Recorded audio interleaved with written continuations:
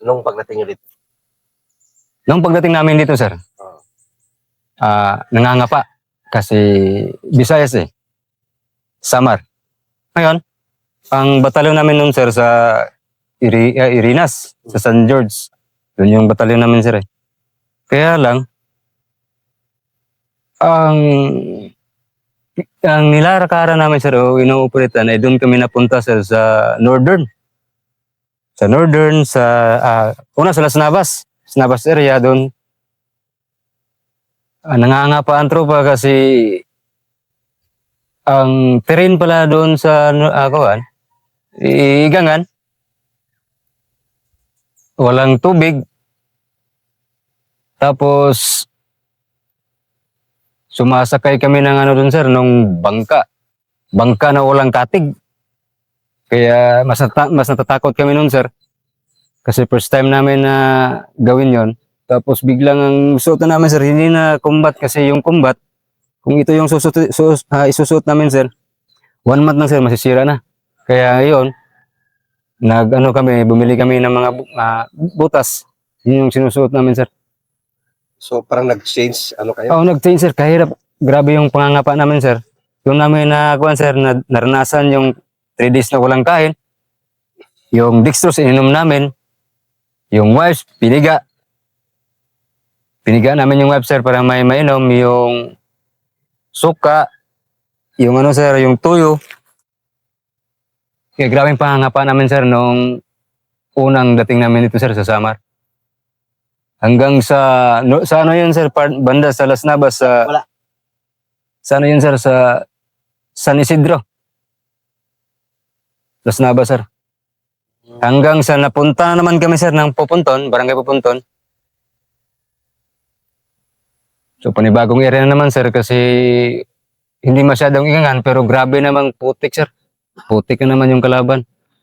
Doon, sir, nagkasira-sira na yung mga paa doon, sir, dahil sa grabing putik. Tapos kung dadaan ka sa ilog, 2 lang yung pupuntahan mo. Kung hindi ka marunong lumangoy, malunod ka. Or yung putik doon, sir, ay parang higupin ka.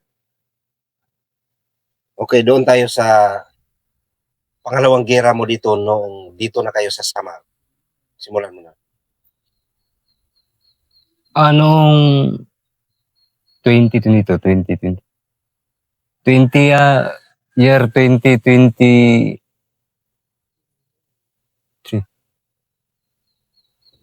Hindi ko na maalala yung date, sir, kung 2022 ba yun or yung year, kung 2022 or 2023 ba yun. Ano yun, sir, kasagsagan ng operation. Maraming nag-operate, tapos may pinapaputok pa na sir, na kanyan, white phosphorus. Tapos may nagtaga-verify. So ngayon, sir, yung squad ko, sir, ang mission noon ay kunin yung isang, sir, yung isang squad ng section na naglalakad, sir, para palitan kasi nagkakasakit nga. So sa dami ng naglalakad, sir, binigyan lang kami ng sir, ng GC. Wala kaming mapa, sir, sa operation, pero GC lang binigay na dito kayo, ito, puntahan nyo, kunin nyo yung isang squad at kami yung papalit, sir. So habang naglalakad, sir, ang sabi, babayin namin yung ilog, ang problema namin ngayon, sir, hindi namin madaanan yung ilog, sir, kasi bangin. So dito kami sa may daanan kasi na sir, trail, sir, high ground, paakyat. Paakyat ng paakyat. So around 12 na yun, sir, parang kami, sir, naglalakad. 12 hanggang 1. Lakad ng lakad, sir, ng lakad. Tapos ako na yung guide nun, sir. Ang baril ko nun, sir, ay M203. Ang leading ko, yung senior ko na plus 1. Ngayon, sir, habang naglalakad, mas natatakot ako, sir, kasi nga wala kaming mapa, sir. So sinasabi ko, halt muna, sir. Kasi baka andan yung mga ranger sa sir, sa unahan. Kasi wala tayong mapa. Kaya dahan-dahan lang kami, sir, na lakad. Isang squad lang, sir. Dalawang squad pala kami noon, dalawang squad. Hanggang sa nung nag-hold kami doon sa pinakataas, sir, kasi naghinto kami kasi sobrang malayo na. Tapos karami kasing naglakad, tapos karami pang ranger din doon, sir, na naglalakad. Nag-hold kami, sir, tapos nag-usap na kung saan kami dadaan, sir, kung bababa ba kami or i-continue namin yung trail, sir. Mm. Nang may narinig kami, sir, na parang may nag-iitak, sir, sa baba. Kaya ang sabi ko pa sa leading ko, sir, sa senyor, sir, may nag-iitak sa baba, sir, magtanong tayo, bababa tayo. Kaya yun yung ano, sabi, bumaba kami, sir. Mm. Baba. Tapos kadaming ko, sir, yung mga kahoy na yung, ano, sir, matitigas. Hindi ko alam kung anong pangalan nun. Tinaga namin, sir, para makadaan kami. Nagtaga rin kami. Nang biglang, hold mo na, sir. Nung pagka-hold nun, sir, nagkumpas yung leading ko, sir, yung senior. Ako yung guide, sir. Nung nagkumpas siya, sir, ako yung guide. Ako yung sir, tumitingin sa paligid. Nakita ko, sir, yung punso. Una, isa. Kaya hinila ko agad yung, ano, sir, hinawaan ko dito. Sir, atras, may punso. May punso, sir. Saan? Yun yung, ano, sir. Kaya yung mapping, ay yung kumpas, sir, hindi na ginamit. Kung dyan, sir. Malapit lang, sir, mga 5 to 10 meters lang, sir. Pero isang punso lang muna yung nakita ko, sir. Anong terrain nyo doon? Ano? Pababa kami, sir, sa ilog. Tapos may pulse, sir. May pulse. Yung grabe kaingay, sir. Yung punso na yun, sir, nasa gilid ng pulse na maingay. Okay. Ngayon, sir, nahila ko na, sir. Pinasdawad ko agad hanggang sa kalawang squad namin na may punso, sir. Ngayon, sir, sa dami nga naglalakad, sir, yung radyo man namin, sir, tawag. Break. Ayan. May inopihan kami, break. Ang kinakatakot namin, sir, hindi kalaban. Ang sinabi ng mga squad leader, paano kung ranger yan? Pag binugahan natin yan na tatalon at babalik sa atin. Oh. Pero ang iniisip namin, sir, wala naman silang ranger na magharpurin ng ganitong oras. Tapos, yung tawag namin sa radyo, sir, para itanong sana kung may naglakad ba dito na tropa, sir. Nangyari yan, sir, sa kilometer 3 sa San Isidro, sir, sa Las Navas. Doon yan nangyari, sir. Ngayon, walang ano, sir. Inupihan namin. May nakita kami, yung nag-uusap, sir ba? Maririnig namin. Yung leading ko, sir, kasi medyo ano man yun. Hindi ko lang sabihin, masa class 1 yun. Nilalamok na, sir. Kaya gusto niyang kunin yung offlosion. Kaya lang yung gunner namin, sinabihan siya nga, sir, wag mong kunin yung offlosion kaya mangangamoy tayo. Hayaan mo lang yung lamok. Yan yung nangyari, sir. Tapos biglang umulan, sir. Grabe ng putik. Putik na, sir. Pababa kami, sir, ha? Grabe ng putik. Umitim na yung uniforme namin, sir. Umitim. Yan. OP pa rin. Mag-iisang oras, sir. Tawag pa rin yung radyo. Break pa rin. Kasi yung kadami ng ano, sir, nagtatapon ng ano, sir, ba yung sitrip? Oo. Kaya hapon na. Ngayon, may nakita kami na nakaganito, sir. Naka-lower, naka-pillar pat. Tapos matanda. Doon na sinabi ng ano, sir, puta, madidistal sa'yo lahat. Tropa ata to. Yung naupihan talaga namin, sir, pero binibiripay lang ba? Kaya kung kalaban ba to kasamahan? Kaya yun, sir, nung kuan, parang aakyat sa, sir, ba? Kasi dito kami, sir. Dito may terrain. Tapos dito sila, sir. Tapos dito yung pulse. Tapos ito na yung ilog, sir. Ilog na yan dyan, sa baba. Akmang aakyat man, sir, may dalang baril. Binugahan, sir. Yung platoon sergeant namin, sir, doon ako believe, sir. Bakit? Kasi nung naputukan, sir, ang kumanya, assault, walang drop o walang observe.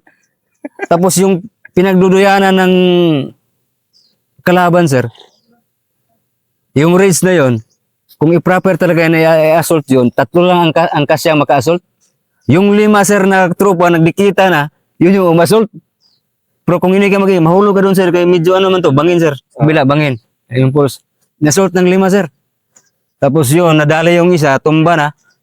Tapos sabi nung junior na gunner namin, sir, ano, sir, natakbuhan. Sabi, barilin. Tapos ang sabi sa akin, sir, kaya ako may yung guide, tubuhin mo. Pagtingin ko, sir, kay hindi man pwede.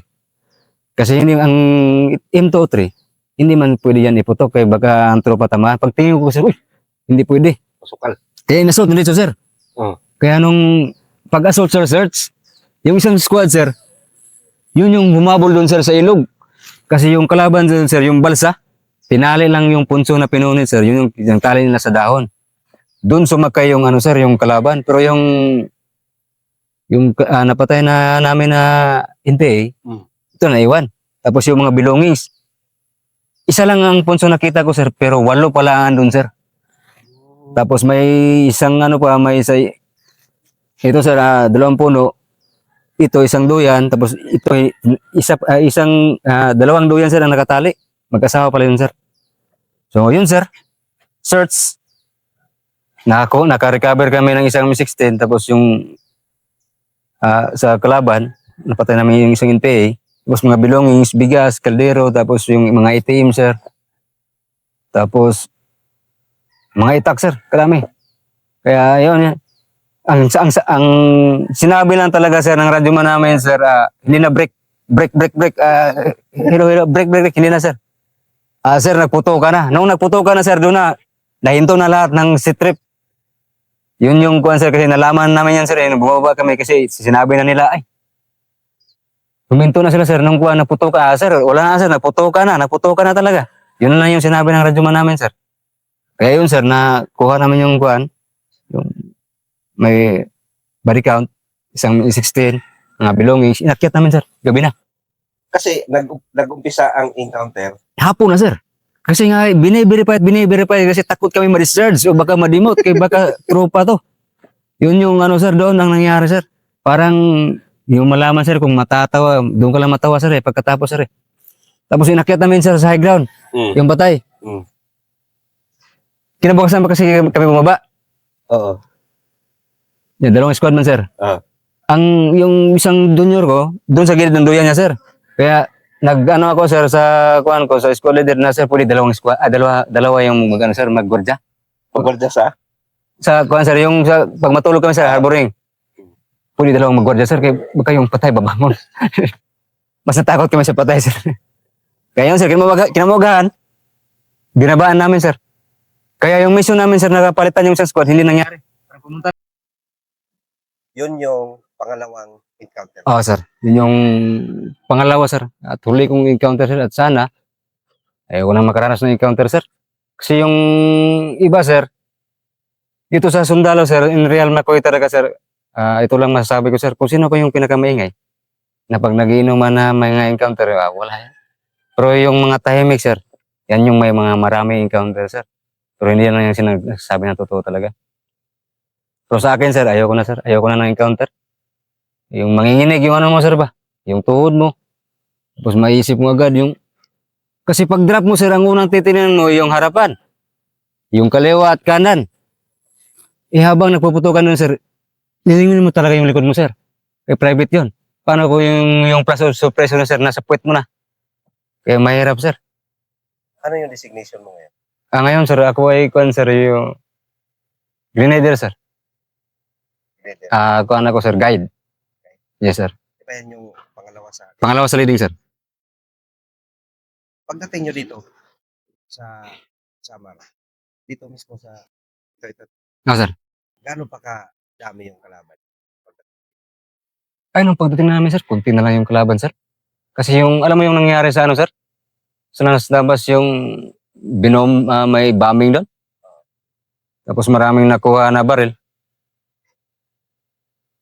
Ang malaking epekto, sir. Kasi yung ibang mga commander nun, sir, pumunta naman ng Luzon. Parang naglaylo. So anong focus ng operation ng Third IB ngayon? Ayun, 2026. Hindi pa rin mawawala yung ano, sir, yung focus military operation. Pero, Same may ginagawa din yan. sir, ang ibig ko sabihin, sir, sa bilang sundalo, hindi nawawala yung military operation. Pero, hindi naman talaga kailangan, sir, gera ang gagawin para magkaroon ng kapayapaan. Andun, sir, may tropa rin na, ano, sir, nasa barangay nagsisispe, yung community support program, yung nagpapaliwanag sa mga tao na hindi karasan ang sagot sa kapayapaan. Kung may, yun, sir, kakausapin, para malaman kung ano yung mga problema, matugunan, at pinapaliwanag sa kanila na hindi porket may sundalo sa barangay, may gira. Kasi ang sundalo ngayon ay hindi lang pumunta sa barangay para may gira. Ang iba kasi dyan, takot, sir. Kaya ipinapaliwanag din ng tropa sa mga barangay sir dito sa part ng sa IOR ng Third IB na ang sundalo ay kaibigan at hindi kalaban, na nandun sila kasi sila yung magiging tulay ng mga LGU at NGUs ng yung mga tulong para mapasok sa kanang barangay sir. Ang pinapaliwanagan sila sir. Yun yung ginagawa ng Third IB sir. So, CSP sir, CSP. CSP, malaking bagay yun. Malaking bagay sir. Impact. Ikaw gaano ka ka-happy na mag-serve sa armed forces? Masaya sir. Sa process kasi ito yung pangarap ko. Kasi matagal na pangarap yung mula nung civilian hindi ko na alam nga dahil nagkalis lang ako dahil sa aircon yun lang sir. Nagkalis dahil sa aircon kaya akala ko nung panahon sir yung may krusong pang-military sa sir ba sa kolehiyo. Puro mga sa computer, mga BSIT, BID. Kaya doon ako sir nag-enroll. Kaya ngayon nasundalo ako naabot ko na yung pangarap ko sir na maging sundalo. So ang sa akin lang sir kasi yung naging sundalo na ako, bumuo ng pamilya. Ngayon naman ang focus ko sir yung pamilya naman na i-maintain ko yun na matugunan yung pangangailangan nila dahil din sa aking trabaho sir. Kailangan kong alagaan yung trabaho ko sir para matugunan ko yung mga nila pangangailangan. Yung samahan ng Third IB. Yung sama ng Third IB sir, maganda sir. Yung samahan, may pagkakaisa, unity. May pag-uunawaan sir. Nandun yung disiplina. Hindi mawala lagi ang disiplina sir at gumagalaw na professional sir. Kung may halimbawa may hingi ng tulong, makaka-response agad. At sige sir. Sa lahat ng accomplishment mo sa unit, ano yung hindi mo makalimutan? Ang hindi ko makalimutan sir yung sir. Encounter. Palagi naman, di ba? Sir. Accomplishment sir. Yung siguro sir. Ang hindi ko makalimutan sir yung napasulindan namin si Igor, yung commander ko sa Davao. Tapos 1 week after nun, biglang nag-impake kami sir. Pumunta kami dito sa Samar. So proud ka na naging part ka doon? Proud ako sir. Proud ako nun sir. Kasi malaking yun sir malaking isda sir Parang din nyo, naging part din kayo sa clear ng insurgency.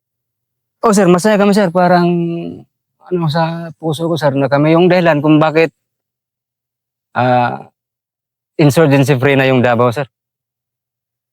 Minsan nga sir, tinitingnan ko sa mga videos doon, iwan ko lang kung baka mali yung video na ko na nakikita yung naging insurgency yung Davao. Iwan ko lang baka ibang video yon. Gusto kong kahit mabanggit lang yung Third IB sir Gusto masaya na ako dun sir Ito na yan. sir. Kami yes sir. Masaya na ako dun sir. Proud ako dun sir. Bilang isang warrior ng Third IB at may gira ka ng pinapanayan dito. Kung hindi may iwasan, kasi halos patapos na tayo sa insurgency, nagsiship na tayo. Yes sir. Into territorial. Kung sakaling maulit muli, kasi sinakop na tayo ng mga dayuhan. Yes sir. Panahon. Ano yung stand mo bilang isang warrior ng Third IB? Kung darating man yung digmaan na dayuhan ang kung darating yung panahon na yan, sir, siguro handa natin ipagtanggol, magbuwis ng buhay, sir. Ipagtanggol natin yung soberanya natin, sir. Kasi ito yung, dito tayo sinilang, sir. Hindi na tayo darating sa punto na kagaya nung unang panahon na sinakop tayo ng mga ibang dayuhan, sir. Tapos naging alipin. Kaya may bigyan tayo ng kalayaan, sir. Kung darating ang panahon punto, na nandito pa ako sa serbisyo, wag naman sana mangyari kasi ang iniisip ko sir ang pamilya ko sir nakikipag-away ako paano yung pamilya ko yun yung sa akin sir instant na nasa magiging sir makikipag-away pa rin ako para sa bayan. Salamat. Ano yung mensahe mo sa ating mga kabataan, mga kababayang kabataan? Siguro ang mensahe ko sa inyo sa panahon natin ngayon, hindi ito pamumulitika ha. huwag tayong bulag at bingi sa mga nangyayari. Alam naman natin na talamak yung droga ngayon, karaming krimen. Pero kung titingnan nyo sa media, yun nga, bumaba na yung krimen. Ang may papayo ko sa inyo, mga kabataan, mag-aaral kayo ng mabuti. Tapos, galang yung magulang. Kasi nga, dumating tayo ngayon na kayo ay tinatawag na Gen Z generation. Kaya mahalin nyo yung magulang. At kung gusto nyo magsundalo, pupursigin nyo. Kasi kung dyan kayong masaya, hindi man mahirap maging sundalo. Ang pagiging sundalo, ang kailangan mo lang gawin ay sumunod. Yan lang. At abiding the law. Rules sa isang military. Yun lang. Maraming salamat.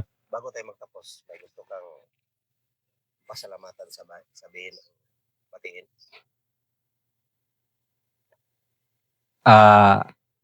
Bago tayo magtatapos, binabati ko yung aking mga magulang pala. Ama, hindi ko lang banggitin yung mga pangalan nyo. For security purpose. Hindi man ako palaging umuwi dyan. Natatakot man kayo pa ako tumawag. Baga manghiram ng pera. Lagi nyo isa sa puso. Mahal ko kayo. Ni Papa. Basta alam ko lang na malusog kayo. Masaya na ako. Magdasal lang tayo palagi. Kung hindi man sa atin ngayon ng panahon, baka pagdating ng araw, magbago ang ikot ng direksyon ng gulong. Sa alam nyo na yun, ma. Maraming salamat. Muli, ako si Pips, si General Armeo Alinsugay ng 20620 Infantry Philippine Army ng 3rd Infantry Battalion, 7 Infantry Division ng Philippine Army. Mabuhay! Ang regardless of what, Taday be 3rd Infantry Battalion. Mabuhay!